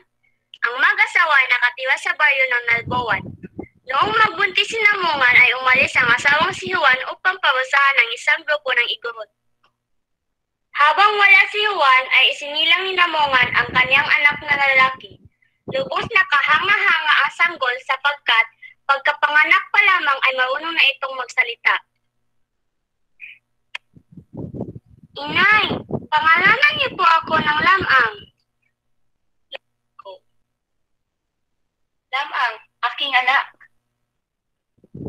Isang araw, nagtanong si Lamang kung nasaan ang kanyang ama. Ina, nasaan po ang aking ama? Nasa bundok ito upang parasahan ng mga kaaway na igorot. Kailan po ba siya babalik? Hindi ko pa alam, anak. Nalungkot si Lamang sapagkat matagal na niyang di nakikita ang ama ng siya ang isinilang. Makalipas ang 9 na buwan ay malakas at matipunong lalaki na si Lamang. Napagdesisyonan nitong hanapin ang kanyang ama. Dahil sa pagod ay naisipan nitong matulog na muna. Napaginipan ni Lamang ang kanyang ama na pinatay ng mga igorot. Sa galit nito ay nagpunta siya sa kabundukan at pinatay ang mga igorot maliban sa isa. Gusto ko na manatili ng buhay at ipalaganap ang kwento ng aking pagkadakila. Masusunod po, Lamang. Sa kanyang pag-uwi sa kanilang lugar sa Nalboan ay napadaan si Lamang sa ilog ng Apurayan. Pinaliguan siya ng mga kabigang babae. Ang mga dumi at dugo sa katawan ni Lamang at tila naging laso na pumatay sa mga isda sa ilog. Sa wastong gulang na si Lamang ay nakilala niya si Ines Kanuyan at umibig dito. Nagpa siyang manligaw si Lamang sa magandang dalagang dalad ang kanyang tandang at paboritong aso. Habang papunta si Lamang sa bahay ni Ines ay nagkita sila ng kanyang kaaway na si Sumarang, isang manliligaw ni Ines. Lamang! Hinahamon kita sa isang labanan. Ang mananalo ay mapapasakamay ang pag-ibig at puso ni Ines. Tinatanggap ko ang hamon mo. Ang dalawa ay naglaban, ngunit natalo si Sumarang. Patuloy sa pagpunta si Lamang sa bahay ni Ines at nakita ang maraming manliligaw nito na nakapalibot nakapalibot sa bahay ng dalaga. Tandang! Kumilaok ka! Kumilaok ang manok at agad na nasira ang bahay ni Ines. Aso! Tumahol ka! Tumahol ang aso at himalang bumalik sa dati ang nasirang bahay ni Ines. Baba si Ines at ang magulang nito upang harapin si Lamang. Hinihingi ko po ang kamay ng anak ninyo sa isang kasal. Papayag kaming pakasalan mo ang aming anak sa isang kondisyon. Dapat ka magbigay ng kayamanan sa amin. Gagawin ko ito at papakasalan si Ines. Umuwi sa Lamang at bumalik na madalang bangka na puno ng ginto. At kalaunay ikinasal sila ni Ines. Lumipas ang maraming taon ay dumating ang pagkakataong manghuli silang ang isdang larang. Ngunit may pangitain silang ang na mapapatay siya ng isang isdang berkaka na kalahi ng mga pating. Sa halip, di nagbago ang isip ni Lamang na hulihin ang isdang larang, ngunit naging totoo nga ang pangitain at siya ay napatay ng berkakan. Tulong! Kinain ng berkaka ng aking asawa. Ano na? Ines, maghintay ka dito. Kukunin ko sila mga at babalik. Tandang ay tumilaok. Tumaok! Habang ang aso naman ay tumahol. Arf, arf! Dahan-dahan ay gumalaw ang mga buto at nabuhay muli si Lamang. Lamang, ang saya ko at nabuhay ka na. Mas masaya ako dahil nakasama kita muli. Nagyakap si Lamang at Ines at namuhay ng maligaya sa mahabang. Okay, thumbs up nga kung nagustuhan ng kwento. Thumbs up ulit. Thumbs up. Ayan. So ngayon naman, sasagutin natin ang mga tanong na kaugnay ng kwentong inyong napakinggan. So ilabas ulit ang inyong mga drill board.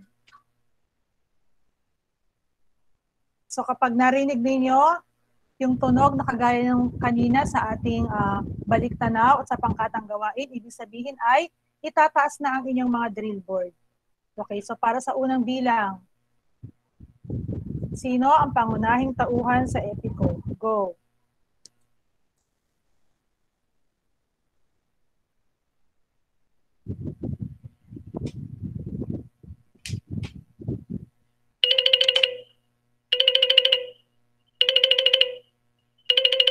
Okay, so itaas ang sagot, ipakita. Maaari din gamitin ng chat box.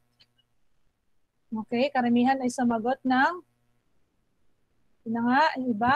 Okay, Lamang, Daniela. Layo, Daniela. Kung makita yung sagot mo, Daniela. Okay, so halos lahat, maliban na kay Daniela na hindi ko makita, ang sagot ay Lamang. Tingnan natin. Okay, so mahusay. Ang tamang sagot ay Lamang. Ikalawa. Ano-ano ang mga alaga niyang hayop? Go.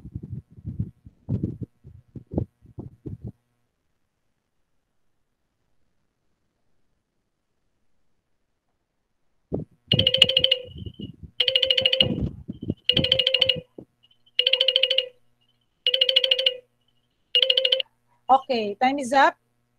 Ipakita ang mga sagot. Aso, manok, tandang at aso. Yung sagot ng iba, tandang at aso. So halos lahat ay manok at aso.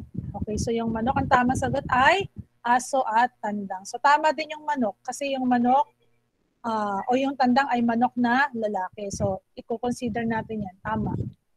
Okay, ikatlo.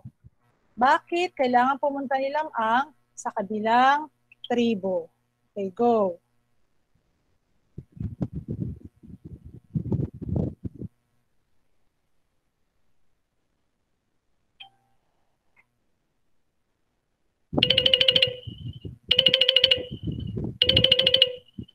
Okay, sige, itaas ang mga sagot. Dapat mo nga, Ayesa, ipaghiganti kay Chuck Lloyd. Paghiganti para ipaghiganti at namatay na ama. Okay, para ipaghiganti ang ama. So halos pare-pareho ng sagot, maghiganti. Tingnan nga natin. Okay, so upang ipaghiganti ang kanyang namatay na ina. Ama pala. Okay, ikaapat. Saan naligo si Lamang? Okay, go.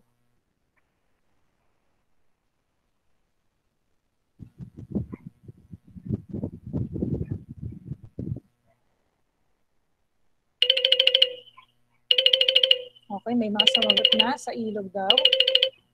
Pakita nga. O, Amburayan. Oo. Ano tong isa? Ilog. Oo, ilog. Amburayan. Okay, so, tingnan natin ang tamang sagot. Yan. So, yung mga sumagot ng ilog, kulang yung inyong sagot. Dapat ang inyong sinagot ay ilog, Amburayan o Amburayan. So, yung mga nagsulat ng ilog lang, hindi natin tatanggapin kasi madaming ilog eh. So, yung mga sumagot naman ng Amburayan, tanggap natin yung sagot na yun. Okay, para sa huli at ikalimang bilang, paano binuhay na muli si Lamang? Okay, go.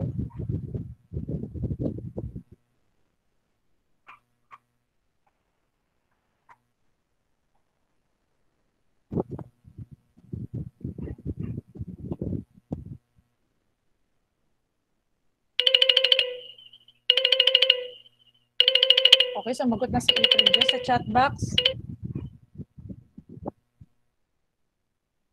Itaas nga, itaas. Gusto ko makita.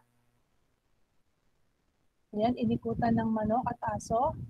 Okay, inikutan ng alaga niya. Pinalibutan siya habang tumatawid at tumitilaok. Sumagot na si Denise sa chat box. Okay, Kian J, may sagot na. So, tingnan natin kung tama ang mga sinagot ninyo. Ayan, so napakahusay.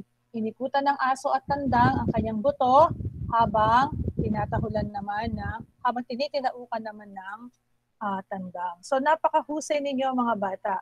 So ngayon handang-handa na kayo para sa ating maikling pagsusulit. So ihanda ninyo ang inyong mga notebook o mga sagutang papel para sa ating pagsusulit. So para sa ating pagsusulit, meron uli ako sa inyong huling kwentong ipaparinig. At pagkatapos ay sasagutin ninyo ang mga tanong kaugnay sa kwento.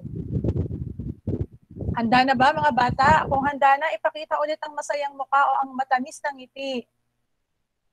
Smile or happy face ipakita. Ayan, handa na si Charlotte. Jenny Lynn, ngiting. Ayan. Okay, so handa na sila para sa ating kwento. Ang pamagat ng ating kwento ay, ang kabutihan ay laging nasusuklian. Ang kabutihan ay laging nasusuklian. Noong unang panahon sa Roma, may nakatirang isang alipin. Ang pangalan niya ay Andrew Glitch. Ang amo niya ay napakalupit. Binibigyan niya ng maraming trabaho ang alipin, gaya ng pagsipak ng kahoy, pag-igib ng tubig, pagtatrabaho buong araw. Kung makagawa siya ng pagkakamali, ang amo niya ay talagang pinarurusahan siya ng napakabigat. Isang araw, pinarusahan siya sa isang maliit na pagkakamali na gawa niya. Pinarusahan siya ng napakabigat hanggang siya'y napaiyak. At pagkatapos, saka siya tumakas. Ang amo niya ay talagang walang ideya kung saan na siya nagpunta. Di nagtagal, nakarating siya ng gubat at tumira sa isang kuweba ng mga ilang araw. Sa araw, lumalabas siya para kumain ng prutas at uminom ng tubig mula sa ilog. Ito ang kanyang bagong buhay. At ganito lumipas ang mga araw. Isang araw, lumabas siya ng kuweba para mamitas ng prutas. Pagkabalik niya sa kanyang kuweba, may nakita siyang kung ano roon.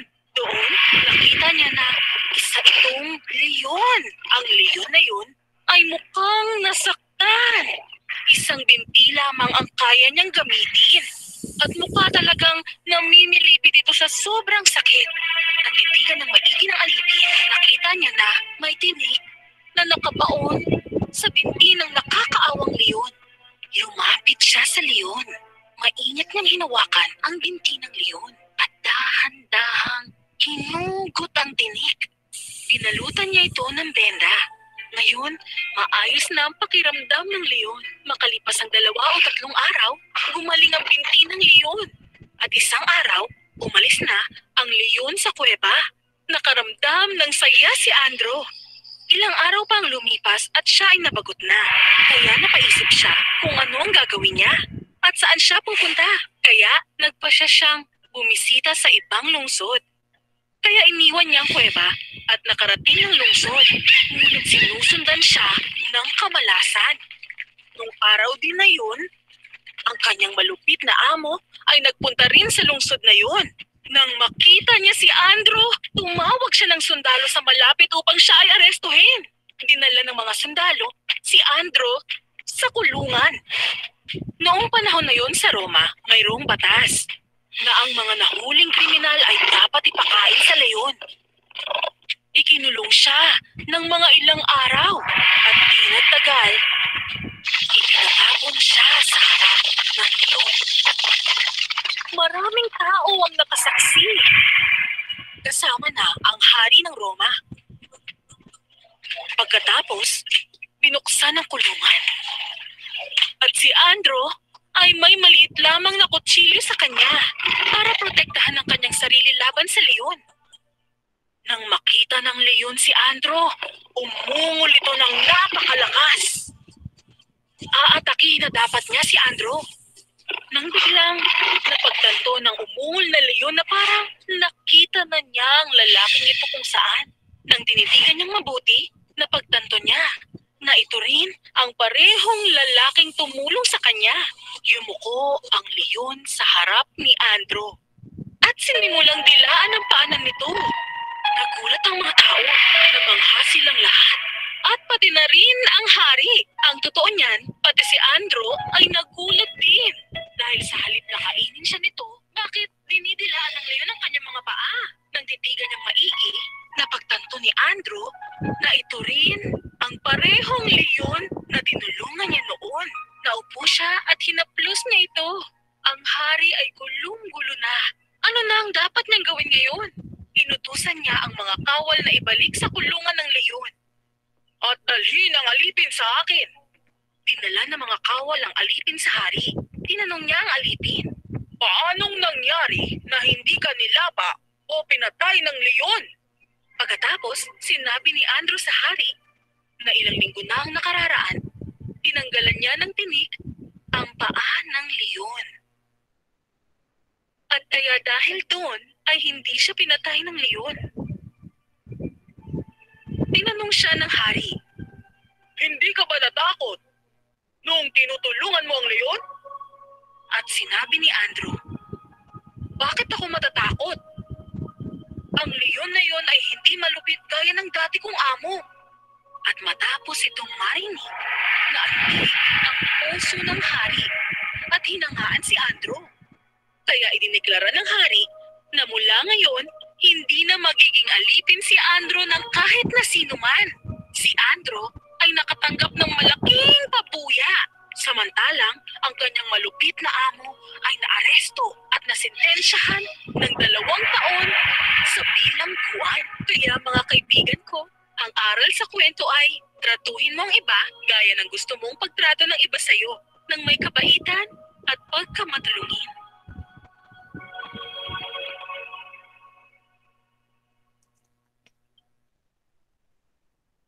Okay, sa mga bata, ihanda na ang mga papel sagutan. Para sa unang bilang, isusulat nyo lamang ang titik ng tamang sagot. Okay, unang bilang.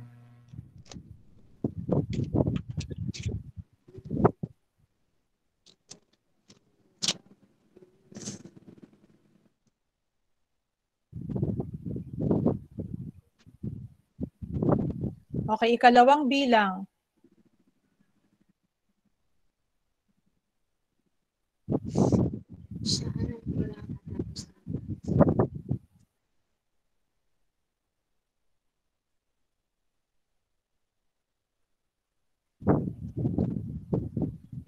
Para sa ikatlong bilang,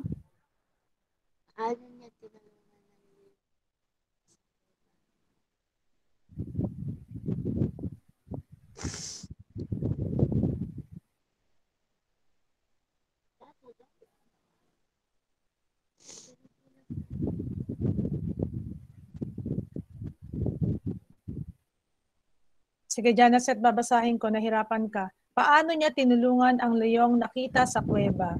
A. Ginamit niya ang sakit ng leyon. B. Iginawa niya ng bahay ang leyon. C. Pinakain niya ang leyon. D. Tinanggal niya ang tinik sa binti ng leyon. Wawa naman si Jana. Okay, ikaapat na bilang. Ano ang naging parusa kay Andrew? A. Pinakain sa leon. B. Ibinilanggo habang buhay. C. Sunugin. D. Bitayin.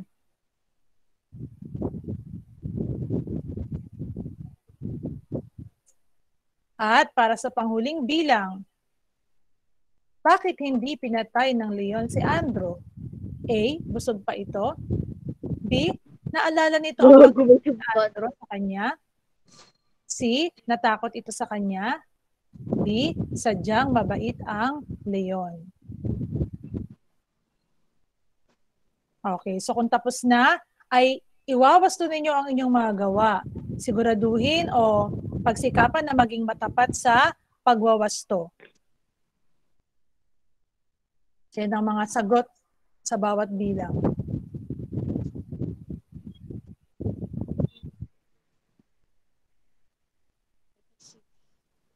Okay, so pagkatapos ay isulat sa chat box upang makita natin ang dalas ng datos. Isulat sa chat box ang inyong mga Ayan. Oh, i-type sa chat box yung score ninyo. Kian, 5. Jeneline, 5. Ella Joy, 5. Janice, 5. Rebany, 5. Denise, 4. April Joy, 5. Charlotte, 5. Norman, 5. Amera, 5. Nazarea, 5. Ayesa, 4. Precious, 5. Jack Lloyd, 5. Benedict, 5. Rayalyn, 4. Janacet, 5. Okay, so napakahusay mga bata. Lahat kayo ay pumasa sa ating maikling pagsusulit. Sa mga bata, dito nagtatapos ang ating aralin ngayong araw na ito. Meron akong assignment sa inyo. Kung marunong kayo mag-screenshot, screenshot nyo na lang yan. Or isasend ko na lang sa GC natin mamaya. Maririnig nyo kaya itong aking video. Alam na mga bata, huwag niyong kalilimutan. Pumili lamang ng mga mabubuti at gumawa lamang ng mga makabuluhang bagay. Hanggang sa muli, paalam! Bye-bye, ma'am. Bye-bye. Wag mo na kayong umalis. Baka may sasabihin. Wag mo na kayong umalis. Baka may sasabihin. Okay, ma'am.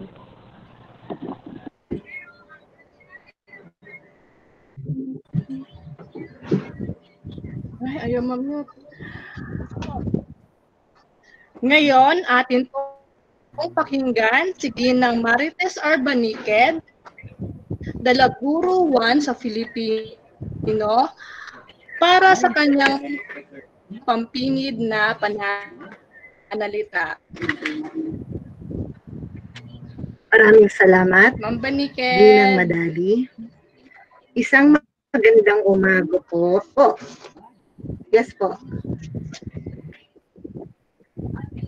Isang magandang umaga po sa inyong lahat. Atin pong nasaksihan ang pakitang turo ng isa sa garantiyasado at maaasahan at maipagmamalaking guro ng paaralang Senador Benigno Aquino Jr. Walang iba kundi si Ma'am Magluyan. Maraming salamat po, Ginang Magluyan, sa pagtanggap ng hamon at pagbabahagi ng iyong kaalaman, kahusayan at kasanayan sa paggamit ng platapormang Google Meet sa pagtuturo sa ilalim New Normal Education o makabagong paraan ng pagkatuto at pagtuturo. Naway anuman ang aming natutunan sa pakitang turo mo ay maging tulay sa paghatid ng quality education sa ating mag-aaral sa kabila ng pandemyang kinakaharap at mga posibleng teknikal na problemang kakaharapin. Sa ngalan po ng ating punong guro na si Ginoong Budoy, ang ating PSDS si Father Alvin Gacos at ang ating OIC si Ginang Lolit C. Hakim, lubos po akong nagpasalamat sa mga mag-aaral na naging bahagi ng simulation. Mga bata, kayo ay one step ahead na sa ibang mag-aaral. At alam nyo na ang inyong gagawin sa pagsapi ng October 5. Kayang-kaya nyo na yan kahit hindi nabayan ng inyong mga magulang. At sa ating mga magulang na patuloy na sumusuporta sa mga gawaing pampaaralan, maraming salamat din po. At syempre, sa bida ng araw na ito, ang maganda, ang sexy, ang mahusay umawit, complete package, no? Ginang Magluyan, proud na proud kami sa iyo. Maraming salamat po sa inyong lahat. Magandang umaga po at mabuhay tayong lahat. Thank you, Ma'am Jo. Maraming salamat. Mga bata,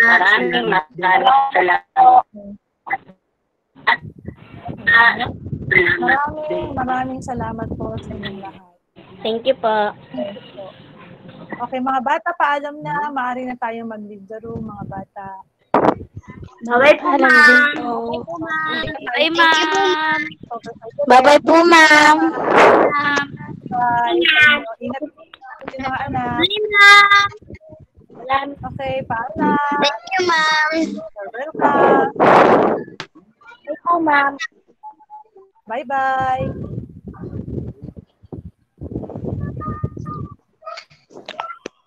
May ulit po daw yung snap. Sige, mga anak, isisend ko na lang sa ating Ayre. Opo, Ma'am Tess. Opo, parang nakapasok na po si Ma'am Akin. Parang nawala din po. Ma'am Akin. Diba? Ay, nawala uli. Okay. Eko po. Okay. Kaya na yata. Wala mga pa. bata, labas na yung mga anak. Mga anak, labas na mga anak, ha? Para maiwan na lang yung mga teachers. Ma'am, pakiulit ko na. Opo, nawala po na sa... Alin yun? Ano? Rebany? Ano ulitin ko na? Po, ma'am.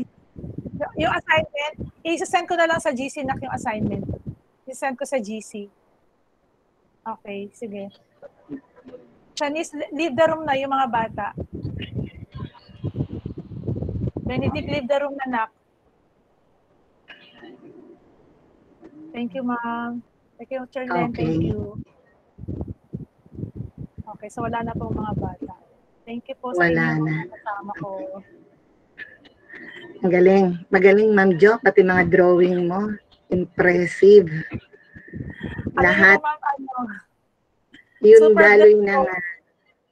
Yung daloy ng... Opo. Daloy ng pakitang turo mo ay yung nasa normal situation tayo na nilagay mo dito sa new normal, no? Pero dito, katulad ng usapan namin ni Sir Jason kanina, hindi titignan. Kasi magaling ka na, wala ka namang ipoprove na galing. Na ipakita mo dito yung galing mo. Pero, siguro sasang-ayon ka rin sa akin, ano, sa sasabihin ko. Na isa ang magiging problema lang natin pagdating ng October 5.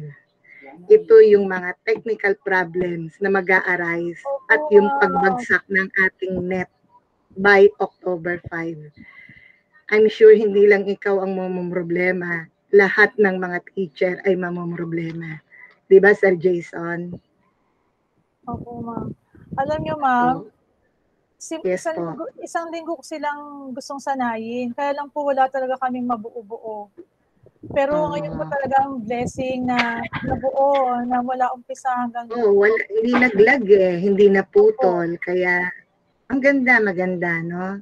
Nandito po ako sabi sa ko nga, sayang yung iba na gusto. Kasi maraming nagtatanong sa akin, ma'am, pwede ba kaming manood? Ang sabi ko, pasensya na kasi baka mag-lag ang net ni Ma'am Jo kung maraming participants. Anyway, ito naman ay recorded. Ito ay ipopost niya sa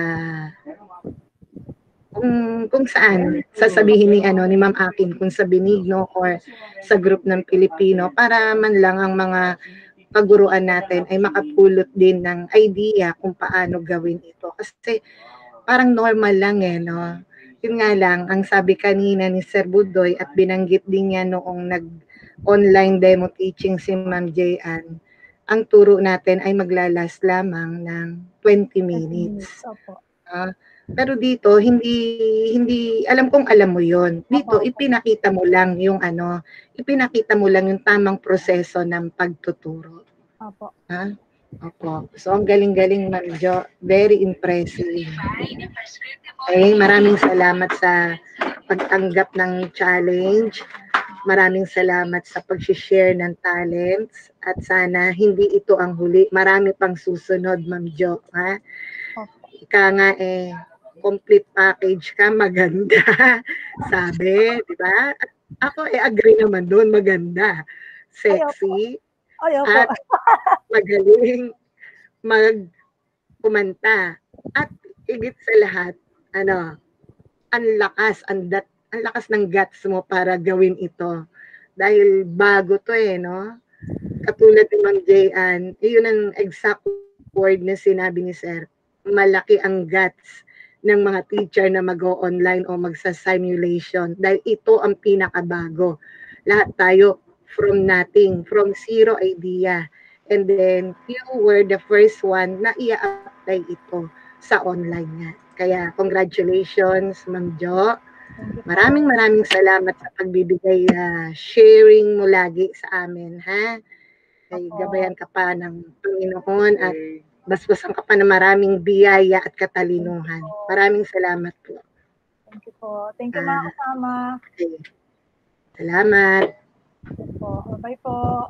Bye-bye. Salamat po. Bye-bye. Thank you, Sir Jason. Salamat, Ma'am Karen, Ma'am Madali, at sa lahat ng mga guro na nanood dito. Salamat po.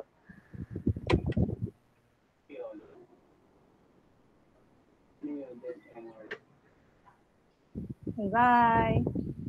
Bye-bye.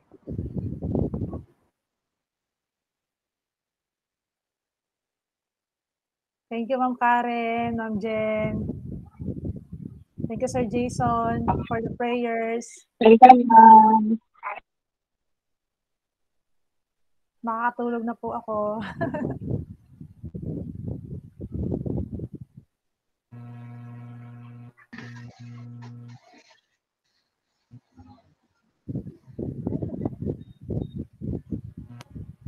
Congrats, Ma'am Jo. Thank you, Ma'am Jen. Thank you, Ma'am Lodge. Ma'am Claire, thank you sa support. Ma'am Christy, thank you po. Hi, Nad, salamat. Bye-bye. Thank you. Congrats, Ma'am Jo. Galing-galing. Tuturo ako, Yung webinar natin, sana ma-push na. Apo. Yung part 2 Sabihin din na na. lang. Oo. Sige pa. Bye-bye. Bye-bye po. Bye.